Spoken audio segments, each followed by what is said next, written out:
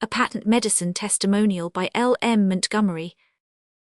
You might as well try to move the Rock of Gibraltar as attempt to change Uncle Abimlech's mind when it is once made up, said Mary gloomily. Mary is like dear old Dad, he gets discouraged rather easily. Now I'm not like that, I'm more like Mother's folks. As Uncle Abimlech has never failed to tell me when I have annoyed him, I'm all Foster. Uncle Abimlech doesn't like the Fosters, but I'm glad I take after them. If I had folded my hands and sat down meekly when Uncle Abimlech made known his goodwill and pleasure regarding Mary and me after Father's death, Mary would never have got to college, nor I either, for that matter. Only I wouldn't have minded that very much. I just wanted to go to college because Mary did. I couldn't be separated from him. We were twins and had always been together. As for Uncle Abimlech's mind, I knew that he never had been known to change it.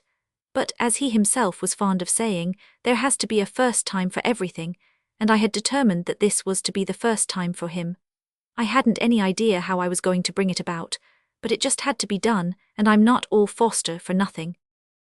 I knew I would have to depend on my own thinkers. Murray is clever at books and dissecting dead things, but he couldn't help me out in this, even if he hadn't settled beforehand that there was no use in opposing Uncle Abimlech. I'm going up to the garret to think this out, Murray, I said solemnly. Don't let anybody disturb me, and if Uncle Abimlech comes over, don't tell him where I am. If I don't come down in time to get tea, get it yourself. I shall not leave the garret until I have thought of some way to change Uncle Abimlech's mind.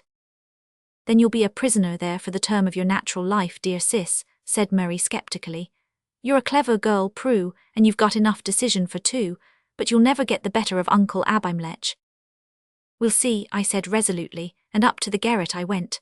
I shut the door and bolted it good and fast to make sure. Then I piled some old cushions in the window seat, for one might as well be comfortable when one is thinking as not, and went over the whole ground from the beginning. Outside the wind was thrashing the broad, leafy top of the maple, whose tallest twigs reached to the funny grey eaves of our old house. One roly-poly little sparrow blew or flew to the sill and sat there for a minute, looking at me with knowing eyes. Down below I could see Mary in a corner of the yard, pottering over a sick duck. He had set its broken leg and was nursing it back to health. Anyone except Uncle Abimlech could see that Mary was simply born to be a doctor, and that it was flying in the face of Providence to think of making him anything else. From the garret windows I could see all over the farm, for the house is on the hill end of it. I could see all the dear old fields and the spring meadow and the beech woods in the southwest corner, and beyond the orchard were the two grey barns, and down below at the right-hand corner was the garden with all my sweet peas fluttering over the fences and trellises like a horde of butterflies. It was a dear old place, and both Mary and I loved every stick and stone on it, but there was no reason why we should go on living there when Mary didn't like farming. And it wasn't our own anyhow. It all belonged to Uncle Abimlech. Father and Mary and I had always lived here together. Father's health broke down during his college course. That was one reason why Uncle Abimlech was set against Mary going to college, although Mary is as chubby and sturdy a fellow as you could wish to see. Anybody with Foster in him would be that. To go back to Father. The doctors told him that his only chance of recovering his strength was an open-air life, so Father rented one of Uncle Abimlech's farms, and there he lived for the rest of his days. He did not get strong again until it was too late for college, and he was a square peg in a round hole all his life, as he used to tell us. Mother died before we could remember, so Mary and Dad and I were everything to each other. We were very happy too, although we were bossed by Uncle Abimlech more or less, but he meant it well and Father didn't mind. Then Father died. Oh, that was a dreadful time. I hurried over it in my thinking out. Of course, when Mary and I came to look our position squarely in the face, we found that we were dependent on Uncle Abimlech for everything, even the roof over our heads. We were literally as poor as church mice, and even poorer, for at least they get churches rent-free. Murray's heart was set on going to college and studying medicine. He asked Uncle Abimlech to lend him enough money to get a start with, and then he could work his own way along and pay back the loan in due time. Uncle Abimlech is rich, and Mary and I are his nearest relatives, but he simply wouldn't listen to Murray's plan. I put my foot firmly down on such nonsense, he said, and you know that when I put my foot down something squashes. It was not that Uncle Abimlech was miserly or that he grudged us assistance, not at all. He was ready to deal generously by us, but it must be in his own way. His way was this. Mary and I were to stay on the farm, and when Mary was 21, Uncle Abimelech said he would deed the farm to him, make him a present of it out and out. It's a good farm, Mary, he said. Your father never made more than a bare living out of it because he wasn't strong enough to work it properly. That's what he got out of a college course, by the way. But you are strong enough and ambitious enough to do well. But Mary couldn't be a farmer, that was all there was to it. I told Uncle Abimelech so firmly, and I talked to him for days about it, but Uncle Abimelech never wavered. He sat and listened to me with a quizzical smile on that handsome, clean-shaven, ruddy old face of his, with its cut granite features. And in the end he said, "You ought to be the one to go to college if either of you did, Prue. You would make a capital lawyer if I believed in the higher education of women, but I don't. Murray can take or leave the farm as he chooses. If he prefers the latter alternative, well and good. But he gets no help from me. You're a foolish little girl, Prue, to back him up in this nonsense of his. It makes me angry to be called a little girl when I put up my hair a year ago, and Uncle Abimelech knows it. I gave up arguing with him. I knew it was no use anyway. I thought it all over in the garret, but no way out of the dilemma could I see. I had eaten up all the apples I had brought with me, and I felt flabby and disconsolate. The sight of Uncle Abimelech stalking up the lane, as erect and lordly as usual, served to deepen my gloom. I picked up the paper my apples had been wrapped in and looked it over gloomily. Then I saw something, and Uncle Abimelech was delivered into my hand. The whole plan of campaign unrolled itself before me, and I fairly laughed in glee, looking out of the garret window right down on the little bald spot on the top of Uncle Abimelech's head, as he stood laying down the law to Mary about something. When Uncle Abimelech had gone, I went down to Mary. "Buddy," I said, "I've thought of a plan. I'm not going to tell you what it is, but you are to consent to it without knowing. I think it will quench Uncle Abimelech, but you must have perfect confidence in me. You must back me up no matter what I do and let me have my own way in it all." "All right, sis," said Mary. "That isn't solemn enough," I protested. "I'm serious, promise solemnly." "I promise solemnly, cross my heart," said Mary, looking like an owl. "Very well, remember that your role is to lie low and say nothing, like Brer Rabbit. Allowie's anodyne liniment is pretty good stuff, isn't it, Murray? It cured your sprain after you had tried everything else, didn't it?" "Yes, but I don't see the connection." "It isn't necessary that you should. Well, what with your sprain and my rheumatics, I think I can manage it." "Look here, Prue, are you sure that long brooding over our troubles up in the garret hasn't turned your brain?" "My brain is all right, now leave me, minion. There is that which I would do." Mary grinned and went. I wrote a letter, took it down to the office and mailed it.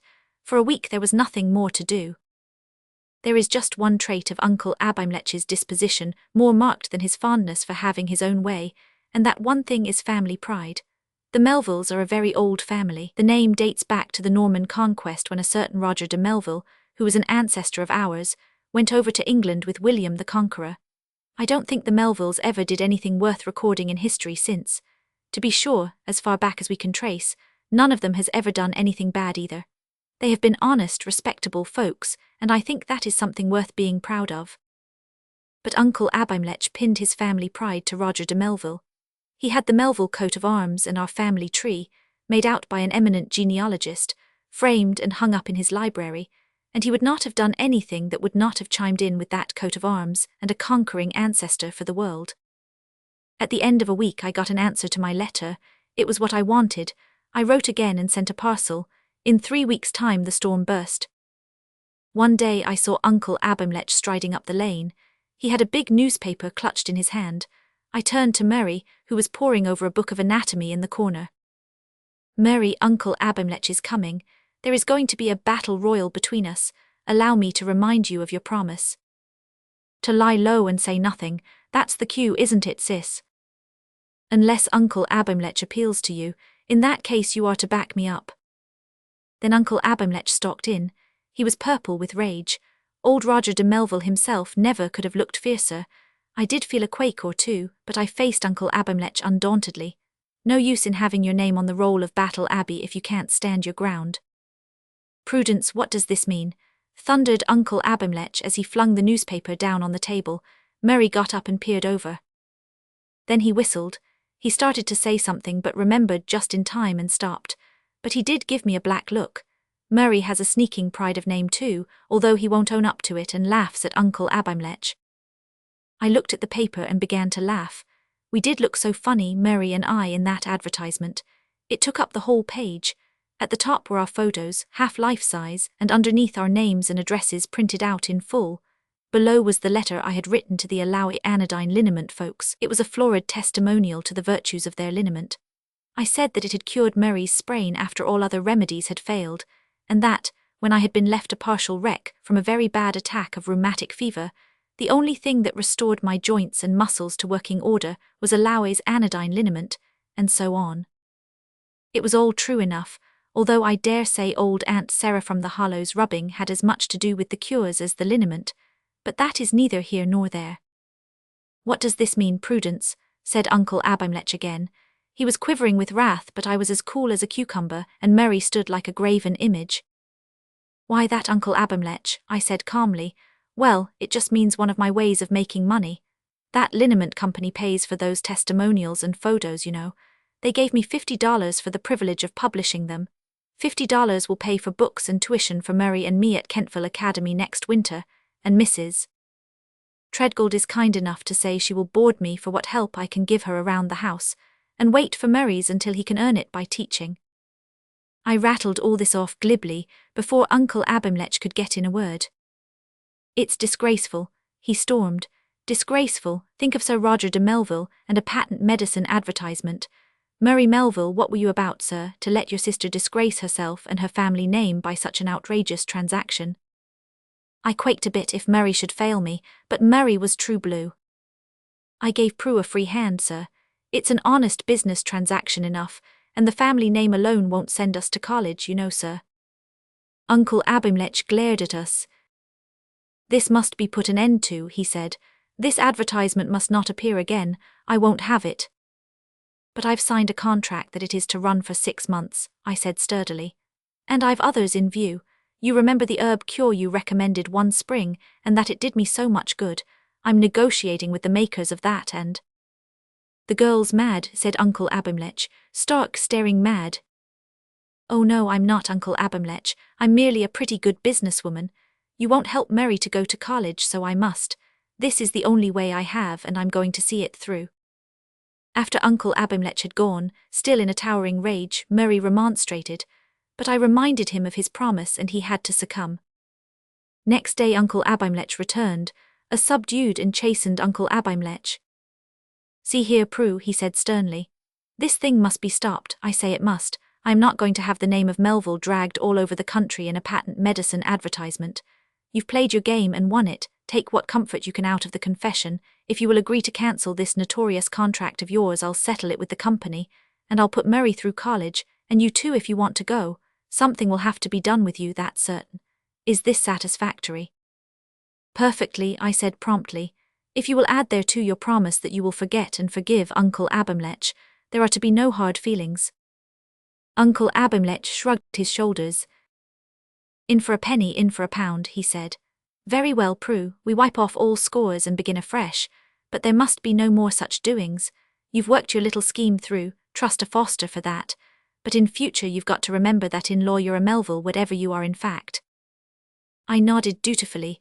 "I'll remember, Uncle Abimelech, I promised." After everything had been arranged and Uncle Abimelech had gone, I looked at Murray. "Well," I said. Murray twinkled. "You've accomplished the impossible, sis, but as Uncle Abimelech intimated, don't you try it again."